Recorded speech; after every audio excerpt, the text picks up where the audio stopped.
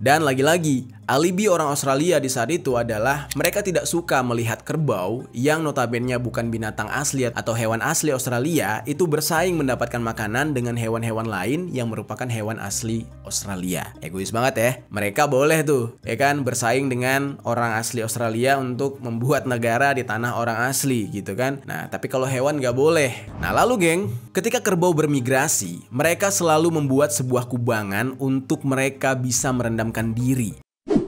Yo geng, tekan tombol subscribe geng. Hey yo, what's good? Welcome back to Kamar Jerry.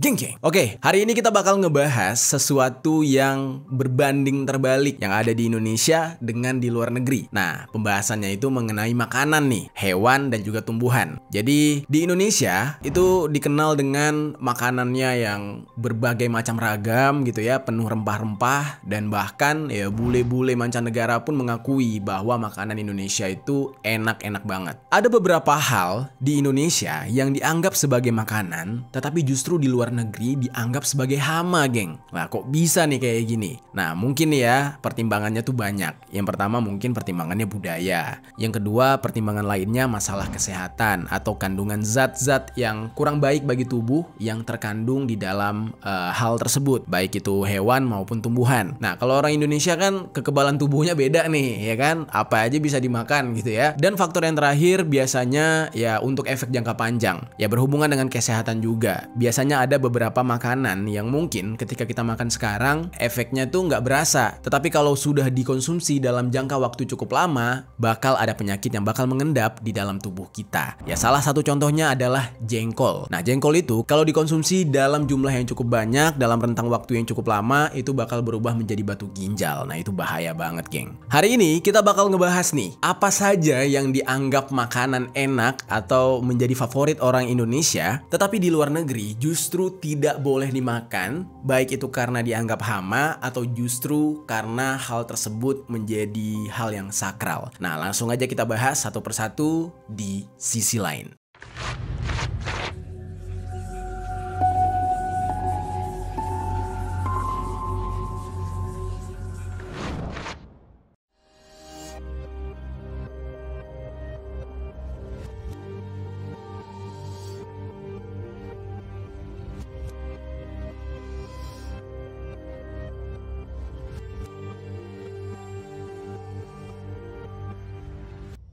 Oke, yang pertama yang akan kita bahas adalah hewan kerbau. Yang mana kerbau sendiri di Indonesia menjadi makanan favorit dan harganya mahal. Tetapi di Australia ternyata kerbau malah dianggap sebagai hama dan diburu habis-habisan. Oke, seperti yang gue katakan tadi, di negara kita dan beberapa negara Asia Tenggara lainnya, mungkin kerbau ini dianggap sebagai hewan yang bernilai tinggi karena dagingnya sangat enak untuk dikonsumsi. Tetapi di Australia nih geng ya, tepatnya di Australia Utara, kerbau ini justru dianggap sebagai hama. Berdasarkan dari sumber yang gue dapat nih, kerbau yang ada di Australia Utara memang berasal dari wilayah Asia Tenggara yang tiba pada tahun 1826 sampai dengan 1866.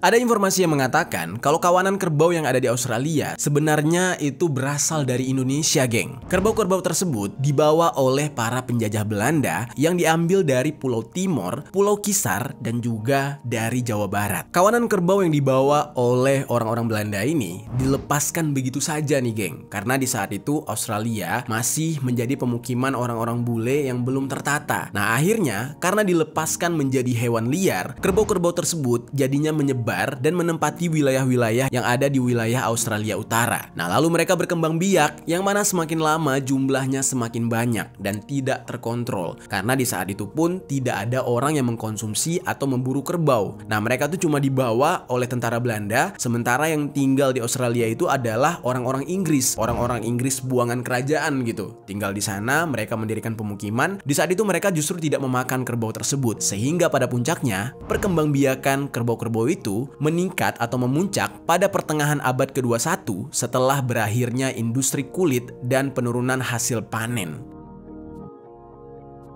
Menurut data dari Territory Natural Resource Management atau disingkat dengan TNRM, untuk wilayah top N yang berada di Australia Utara diperkirakan ada sekitar 161.250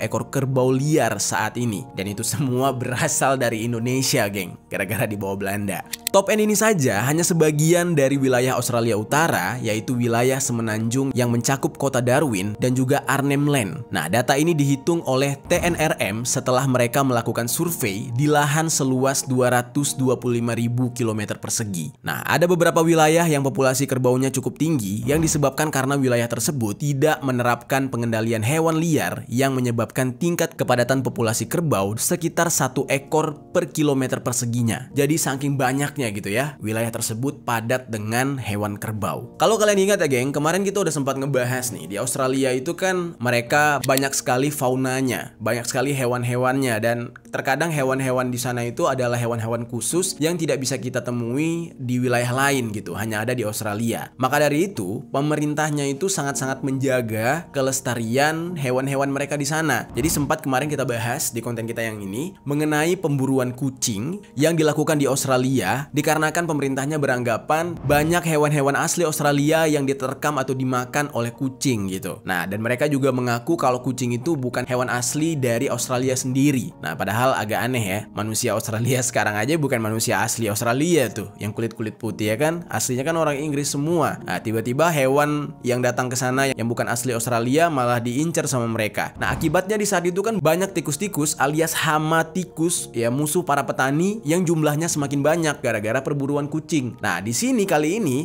sama nih kasusnya. Mereka menganggap kerbau itu adalah hama sama seperti kucing, tetapi konteksnya berbeda.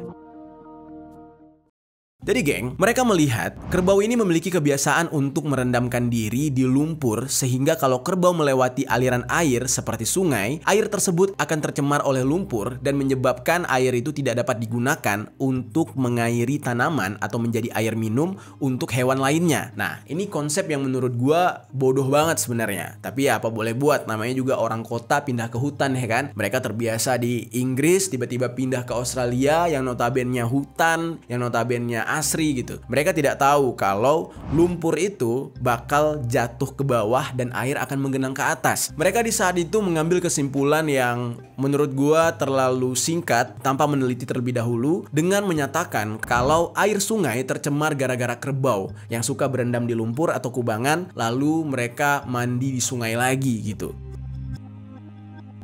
Nah, lalu selain itu, mereka juga menganggap kalau kerbau itu banyak merusak tanaman karena kerbau ini memakan rumput dan juga tanaman-tanaman lain yang berukuran besar yang seharusnya tanaman itu bisa dibiarkan untuk berkembang biak, menjadi indah, atau justru untuk makanan hewan lain. Dianggaplah kerbau ini sebagai hewan yang rakus yang menghabiskan semua tanaman di saat itu. Dan lagi-lagi, alibi orang Australia di saat itu adalah mereka tidak suka melihat kerbau yang notabene bukan binatang asli atau hewan asli Australia itu bersaing mendapatkan makanan dengan hewan-hewan lain yang merupakan hewan asli Australia. Egois banget ya, mereka boleh tuh ya kan bersaing dengan orang asli Australia untuk membuat negara di tanah orang asli gitu kan. Nah, tapi kalau hewan nggak boleh. Nah, lalu geng, ketika kerbau bermigrasi, mereka selalu membuat sebuah kubangan untuk mereka bisa merendamkan diri. Nah, mereka pasti misalkan nih dari satu tempat mereka bermigrasi ke tempat lain. Nah, mereka tuh bakal bikin kubangan tadi tuh, bikin tempat mandi lumpurnya. Dan kubangan itu biasanya kalau udah selesai dipakai ditinggal begitu aja, dan itu merusak pemandangan menurut manusia-manusia Australia di saat itu. Lalu kubangan ini biasanya bakal bertemu dengan air laut yang sedang pasang, yang mana hal tersebut akan menyebabkan air laut dapat masuk ke dalam aliran air tawar, dan itu bisa mencemari aliran sungai dan menyebabkan hewan-hewan seperti ikan itu bisa mati. Nah, itu teori mereka di saat itu. Nah, jadilah muncul stigma yang mengatakan kalau kerbau itu bisa menghancurkan habitat dan membunuh hewan asli Australia apabila tetap dibiarkan.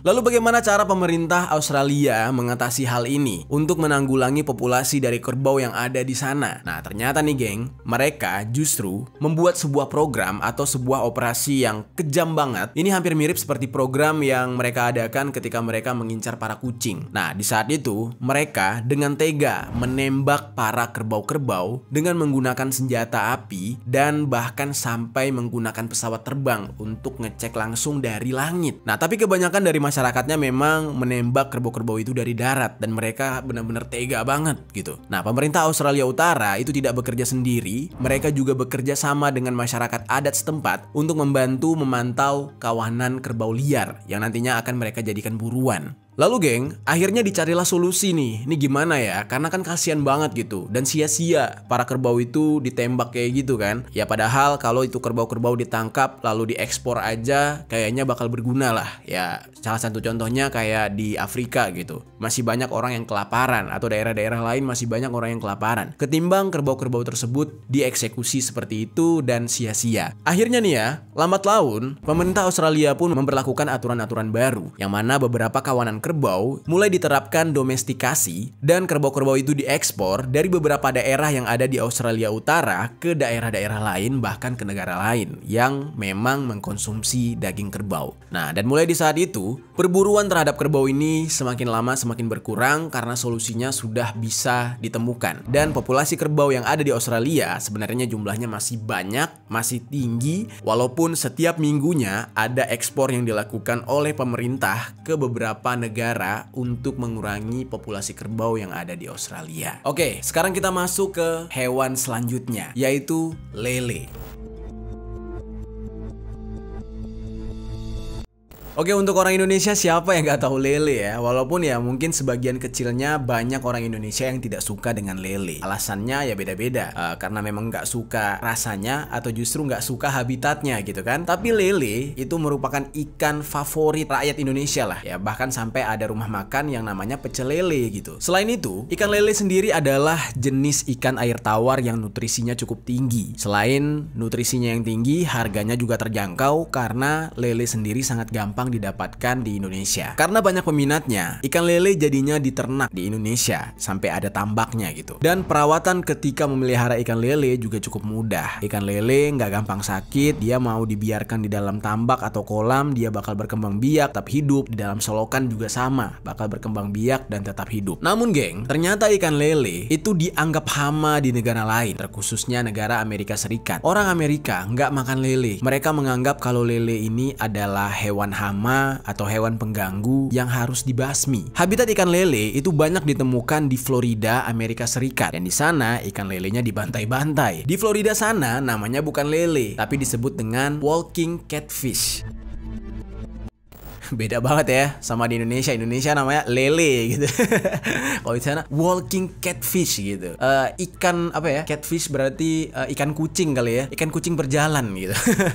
Nah, di sana ikan lele pertama kali masuk ke Florida pada pertengahan tahun 1960-an dan dibawa langsung dari Thailand. Pada awalnya ikan lele masuk ke Florida, Amerika Serikat itu sebagai ikan hias, bukan untuk dimakan. Nah, pada saat itu banyak bule-bule Amerika yang tinggal di Florida itu menjadikan ikan lele sebagai ikan hias di kolam mereka. Menurut informasi yang gue dapat, di dalam proses pendistribusian ikan lele dari Thailand ke Florida, ada beberapa ikan lele yang ternyata lepas ke alam. Baik itu gara-gara banjir atau sengaja dilepaskan di parit-parit tanpa mereka tahu nih ya. Nih bule-bule ini nggak tahu kalau ikan lele itu dia gampang berkembang biak. Dari yang dilepas 1, 2, 3 ekor akhirnya menjadi ratusan hingga ribuan ekor. Populasi ikan lele yang semakin banyak kemudian menjadi menyebar ke berbagai daerah yang ada di Florida. Ikan lele yang memang merupakan hewan omnivora, yaitu memakan segala jenis makanan, baik itu tumbuhan maupun hewan yang lain, akhirnya memakan segala jenis ikan yang ada di perairan Florida. Dan dalam kurun waktu 10 tahun aja nih, ikan lele itu populasinya sudah menyebar ke 20 kota yang ada di Florida. Dan ikan lele ini kemudian menjadi pemangsa bagi ikan-ikan asli yang ada di Florida. Dan bahkan juga ikan-ikan asli Florida yang nggak bisa dia makan itu justru tidak mendapatkan jatah makanan karena bersaing dengan ikan lele.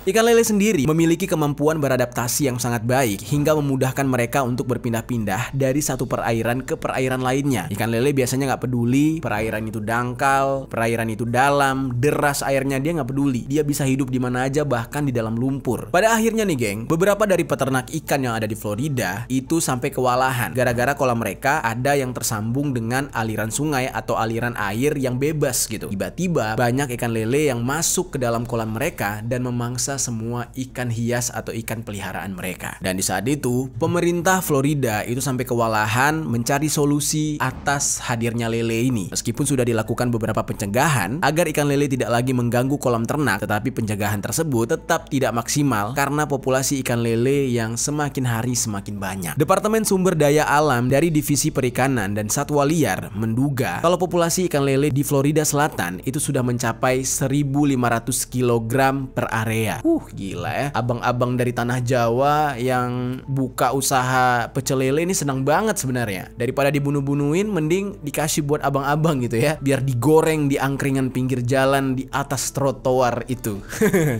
Karena populasi lele yang sudah semakin banyak, akhirnya pemerintah Florida itu melarang impor ikan lele, terkhususnya nih ya, yang tanpa adanya surat izin khusus. Lalu akhirnya, apa yang dilakukan oleh pemerintah negara bagian Florida itu diikuti oleh pemerintah negara bagian lain yang ada di Amerika Serikat, karena mengingat apa yang terjadi di Florida ini adalah sebuah problem yang sangat sulit untuk diatasi. Akhirnya negara-negara bagian lain yang ada di Amerika itu melarang ikan lele masuk ke negara mereka. Wah, ikan lele ilegal geng di Amerika. Dan akhirnya peraturan ini benar-benar diterapkan. Tidak ada orang Amerika yang saat ini memelihara ikan lele dalam kondisi hidup. Kasian banget ya saudara-saudara kita yang ada di Amerika sana ya. Makannya ya fast food, ikannya ya ikan-ikan gitu-gitu doang ya. Nih kalau kalian mau sombong-sombongan sama orang-orang Indonesia yang ada di Amerika Serikat, kalian kirim aja foto pecel lele geng. Lele yang udah digoreng pakai sambel gitu ya. Kirim ke mereka. Itu adalah barang mewah bagi mereka di sana. Oke? Jadi itu kuncinya. Oke, sekarang kita lanjut lagi ke pembahasan lain, yaitu hewan yang masih dianggap hama di luar negeri tapi di Indonesia justru menjadi makanan lezat. Nah, tapi untuk kali ini bukan hama ya, tapi justru hewan sakral. Di luar negeri dianggap sakral hewan ini, tapi di Indonesia justru dianggap sebagai makanan yang lezat. Apakah itu? Hewan tersebut adalah sapi. Ya, gue yakin kalau udah bisa nebak nih, negara mana yang mensakralkan sapi dan tidak boleh memakan sapi, yaitu India. Sama seperti sebelumnya ya, yang kita bahas itu kerbau di Australia gitu ya, dilarang. Sapi adalah salah satu jenis hewan yang menjadi alternatif dari daging kerbau. Kalau di Indonesia bisa dijadikan rendang, bisa dijadikan dendeng, atau sate, bahkan kerupuk kulit. Tetapi di negara India, sapi ini tidak boleh dijadikan makanan seperti di Indonesia. Ya bukan karena hama gitu ya, bukan seperti ikan lele di Amerika atau kerbau di Australia, enggak. Tapi justru karena sapi ini dianggap sebagai hewan yang sakral. Bagaimana bisa sakral? Karena ternyata di India, sapi itu dipuja sehingga tidak boleh untuk dimakan. Jadi ibaratnya nih, kalau kita memuja Tuhan misalkan, nah mereka tuh mujanya sapi. Nah masa ya Tuhannya dimakan? Nggak boleh gitu. Nah kurang lebih kayak gitulah pemahaman. Sudah tidak asing lagi gitu ya, kalau orang-orang Hindu di India itu menganut kepercayaan bahwa sapi adalah sesuatu yang sangat mulia, bahkan pemujaannya sudah seperti dewa, sehingga mereka memiliki larangan tersendiri untuk tidak mengkonsumsi daging sapi. Itu adalah sebagai penghormatan untuk yang mereka sembah. Nah kalau kalian tanyakan apakah di Bali juga sama? Kalau yang gue lihat sih ya, teman-teman gue, bahkan saudara gue, karena gue juga punya saudara yang beragama Hindu nih, yang menikah dengan orang Bali, terus dia convert jadi Hindu gitu ya. Kayaknya nggak segitu-gitunya amat gitu. Karena di Bali kayaknya ya nggak semuanya seperti Hindu India gitu. Tapi mungkin boleh teman-teman yang lebih paham atau ada saudara-saudara dari Bali yang paham dengan hal ini, boleh diberikan informasinya di bawah, diberikan keterangannya agar lebih lurus gitu ya. Karena memang dari yang gue dengar gitu, ada beberapa penganut Hindu yang ada di Bali yang juga menganut Hindu yang mirip dengan aliran yang ada di India. Nah jadinya biasanya mereka yang menganut aliran Hindu India ini tidak tidak akan memakan sapi. Keberadaan sapi di India itu mulai sekitar 2 juta tahun yang lalu, di mana sapi mulai muncul di India Utara, kemudian berkembang menjadi sapi liar di India dan Asia Timur Tengah. Nah, tapi kalau asal muasalnya kayaknya bukan dari negara manapun deh, karena memang habitatnya memang udah ada di sana. Lalu kemudian ya geng, setengah juta tahun lalu pada periode Pleistosen, ini menurut keterangan para ilmuwan dan sejarawan nih, munculnya spesies sapi mulai beragam dan akhirnya berkembang di wilayah India setelah zaman es. Jadi memang dari zaman purba dulu sudah ada nih habitat sapi, mungkin bentuknya aja yang berbeda. Hubungan antara sapi dengan masyarakat India itu merupakan sebuah interaksi yang kompleks antara faktor budaya dan sosial ekonomi sampai akhirnya membuat sebuah kepercayaan bagi umat Hindu India untuk memuja hewan ini.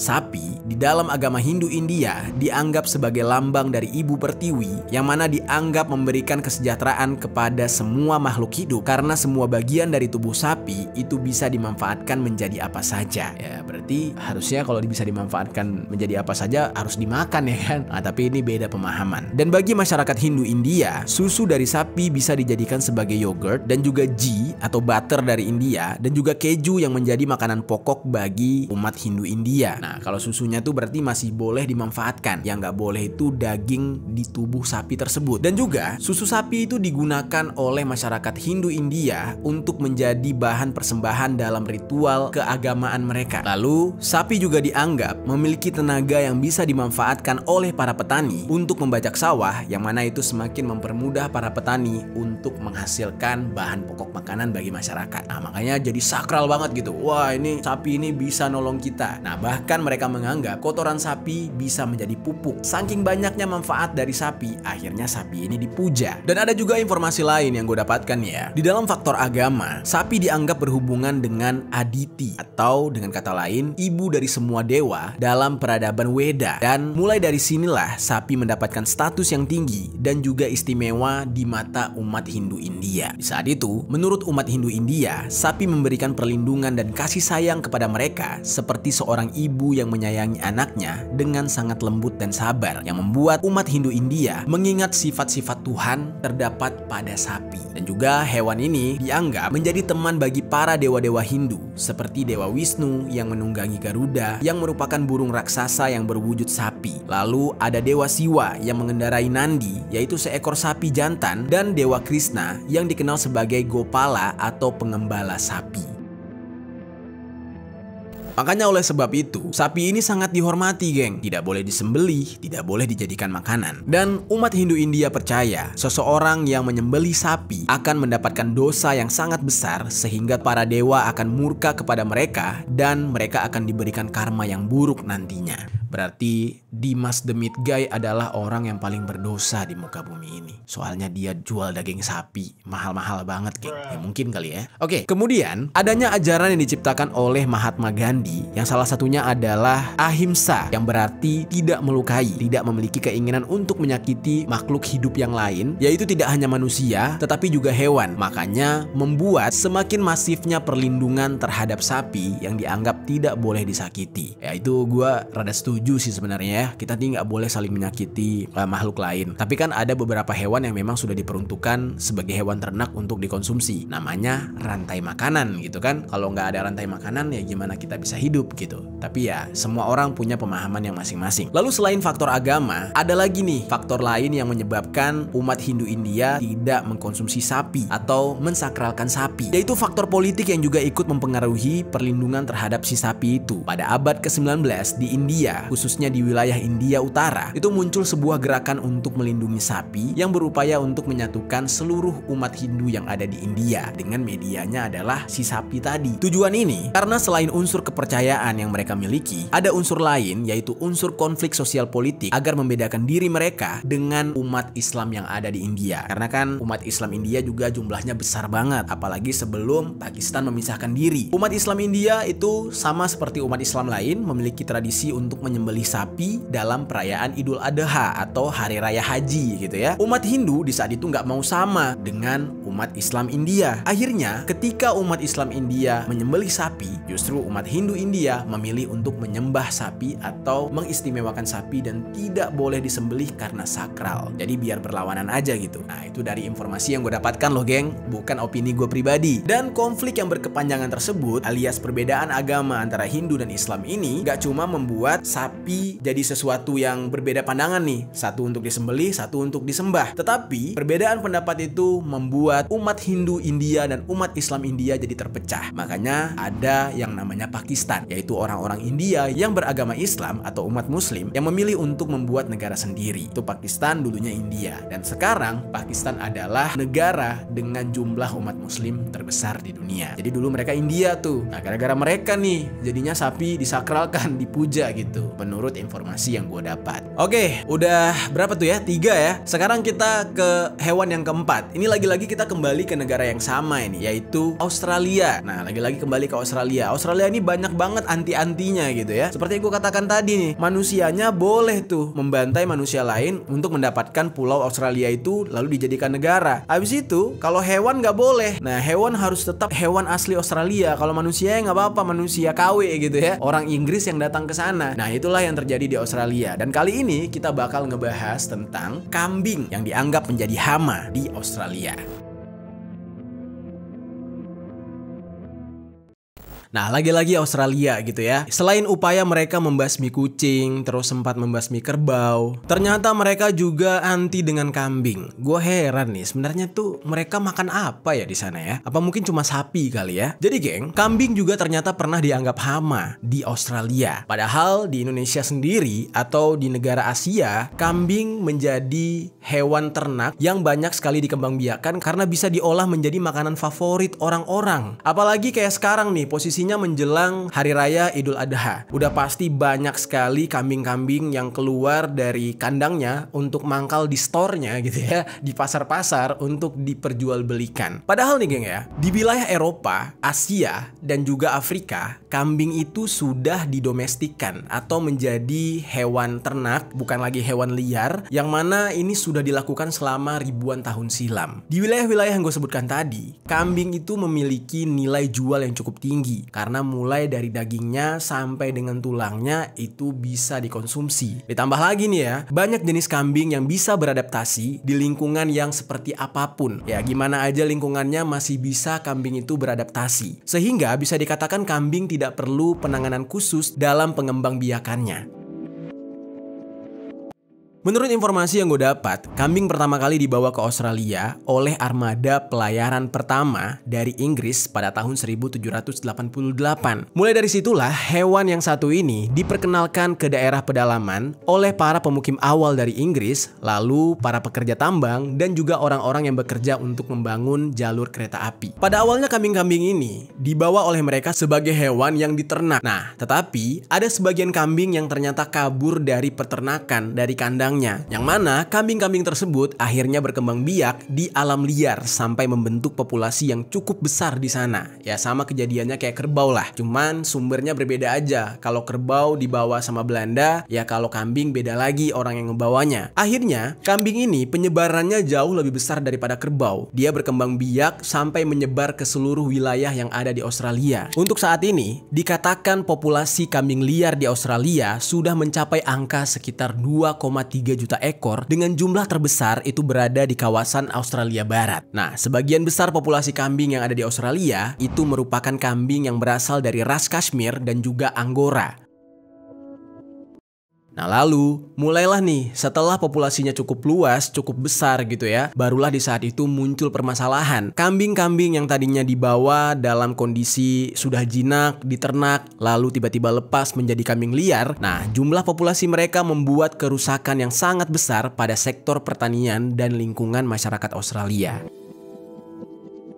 Sama seperti kerbau, kambing ini saling bersaing untuk memperebutkan wilayah, merusak pagar milik warga sampai bisa mengurangi keuntungan industri peternakan dan pertanian milik warga sekitar yang disebabkan karena kaki atau kuku kambing yang keras bisa menghancurkan tanah dan juga tanaman lain ketika mereka melintasi perkebunan atau peternakan warga. Lalu kambing juga memiliki penyakit, yaitu penyakit yang bisa menular dan menginfeksi domba-domba ternak. Nah beda nih ya antara kambing dengan domba. Kalau kambing kan kalau misalkan disembelih terus mau dimanfaatkan bagian tubuhnya untuk kerajinan tangan atau kesenian gitu, ya cuma bisa diambil kulit. Sementara domba itu sampai bulunya. Nah, di zaman itu bulu domba digunakan untuk membuat pakaian, untuk membuat isian bantal dan lain-lain lah. Nah, di saat itu domba jauh lebih berharga daripada kambing liar. Di saat itu, karena kambing menginfeksi domba-domba ternak yang membuat terjadinya penurunan komoditas ternak di negara Australia. Saking banyaknya populasi kambing, hewan ini sampai bisa berada di depan halaman rumah warga dan tidak jarang sampai masuk ke dalam rumah. Nah, hal ini mulai meresahkan warga Australia di saat itu karena menganggap kambing semakin mengganggu. Ditambah lagi, kambing liar sifatnya agresif, yang mana jika didekati atau diusir, mereka bukannya cabut kayak kambing-kambing di Indonesia sini. Mereka malah menantang dan ya bisa-bisa diseruduk gitu. Jadinya banyak warga Australia yang takut terhadap kambing liar.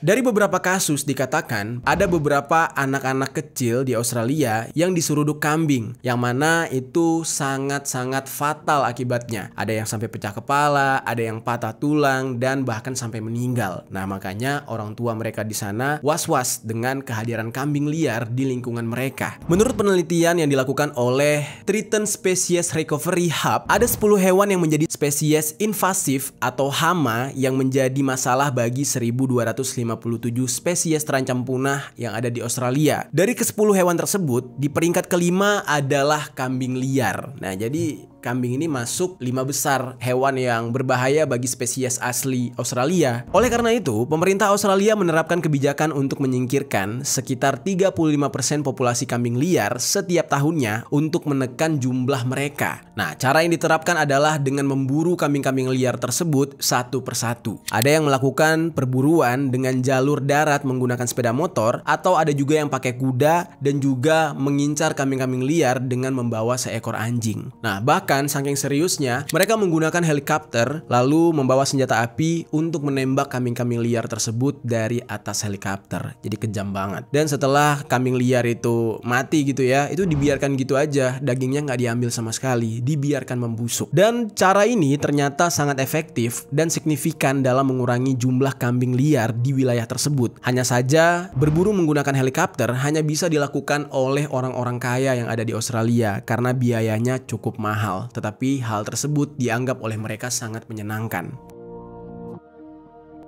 Dan yang lebih kejam lagi adalah selain melakukan pemburuan dengan menggunakan senjata, terkadang mereka juga melakukan penangkapan dengan meletakkan perangkap atau jebakan. Jadi kayak jebakan babi yang mana itu sebenarnya tidak membunuh si kambing, melainkan membuat si kambing bisa survive dan hidup cacat. Ya biasanya tuh kakinya sampai buntung atau perutnya sampai robek gitu. Kasian banget. Biasanya perangkap-perangkap tersebut akan diletakkan di lokasi-lokasi yang berumput, tempat para kambing akan mencari makanan, atau justru di dekat-dekat sungai tempat kambing akan mencari air. Nah, cara lain yang dilakukan oleh pemerintah Australia yaitu dengan menerapkan sebuah aturan dengan mengeluarkan Biosecurity Act tahun 2014 yang mengkategorikan kambing sebagai hewan invasif. Undang-undang ini juga melarang setiap orang di Australia untuk memindahkan atau menyimpan dan memberi makan serta memperjualbelikan kambing liar ke lingkungan, yang mana kalau aturan ini tidak dijalankan maka akan dikenakan hukuman pidana. Jadi serius banget penanganan terhadap kambing ini. Nah, kemudian di tingkat lokal, setiap dewan lokal harus memiliki rencana biosecurity bagi tanaman dan hewan invasif di wilayah masing-masing menyesuaikan dengan bagaimana hukum setempat berlaku. Gue jadi mikir gitu ya, ketimbang kita beli hewan kurban di pasar-pasar sini, gimana kalau kita ke Australia aja rame-rame, geng? Kita ambilin aja tuh kambing liar ya, bawa ke sini, kurban kita, party pesta daging. Karena gue yakin banget ya, kambing liar itu kan dia makanannya itu bener-bener makanan yang di hutan gitu ya. Kadang juga mungkin ada tumbuhan-tumbuhan yang fresh gitu. Udah pasti dagingnya tuh mantep banget tuh, kayak daging rusa gitu ya. Tapi ya hanya sebatas hayalan gitu. Nggak bisa kita gapai ke sana. Kalau aja bisa, mantep banget. Dims the Meat Guy itu kayaknya tutup itu warungnya ya, karena dagingnya kita gratis dari sana. Aduh. Ya itu dia geng, pembahasan kita hari ini tentang hewan-hewan atau sesuatu yang dianggap hama di luar negeri, padahal di Indonesia atau di Asia Tenggara atau di Asia gitu ya, itu menjadi makanan yang lezat, menjadi hal yang sangat diminati oleh masyarakat. Nah, gimana menurut kalian tentang pembahasan kita hari ini? Coba tinggalkan komentar di bawah.